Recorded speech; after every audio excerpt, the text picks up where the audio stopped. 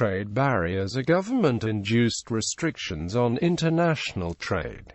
The barriers can take many forms, including the following: tariffs, non-tariff barriers to trade, import licenses, export licenses, import quotas, subsidies, voluntary export restraints, local content requirements, embargo, currency devaluation, trade restriction. Most trade barriers work on the same principle: the imposition of some sort of cost on trade that raises the price of the traded products. If two or more nations repeatedly use trade barriers against each other, then a trade war results. Economists generally agree that trade barriers are detrimental and decrease overall economic efficiency. This can be explained by the theory of comparative advantage. In theory, free trade involves the removal of all such barriers, except perhaps those considered necessary for health and national security. In practice,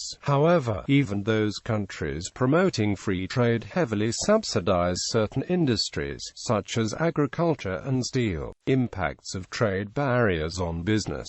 Trade barriers are often criticized for the effect they have on the developing world, because rich country players call most of the shots and set trade policies. Goods such as crops the developing countries are best at producing still face high barriers. Trade barriers such as taxes on food imports or subsidies for farmers in developed economies lead to overproduction and dumping on world markets, thus lowering prices and hurting poor country farmers. Tariffs also tend to be anti-poor, with low rates for raw commodities and high rates for labor-intensive processed goods. The Commitment to Development Index measures the effect that rich country trade policies actually have on the developing world. Trade barriers are mostly a combination of conformity and pre-shipment requirements requested abroad, and weak inspection or certification procedures at home. The impact of trade barriers on companies and countries is highly uneven. One particular study showed that small firms are most affected. Another negative aspect of trade barriers is that they result in a limited choice of products and would therefore force customers to pay higher prices and accept inferior quality. Trade barriers obstruct free trade. Before exporting or importing to other countries, firstly, they must be aware of restrictions that the government imposes on the trade. Subsequently, they need to make sure that they are not violating the restrictions by checking related regulations on tax duty. And finally, they probably need a license in order to ensure a smooth export or import business and reduce the risk of penalty of violation. Sometimes the situation becomes even more complicated with the changing of policy and restrictions of a country.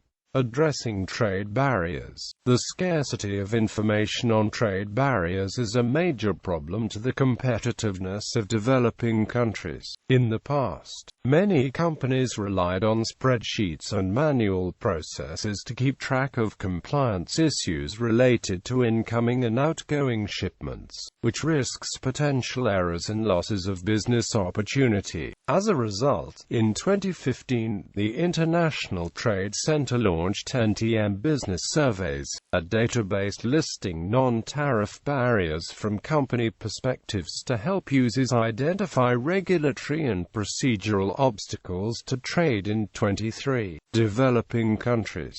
Examples of free trade areas: North American Free Trade Agreement, South Asia Free Trade Agreement, European Free Trade Association, European Union, Union of South American Nations, New West Partnership, Gulf Cooperation Council, Common Market. Useful databases on trade barriers.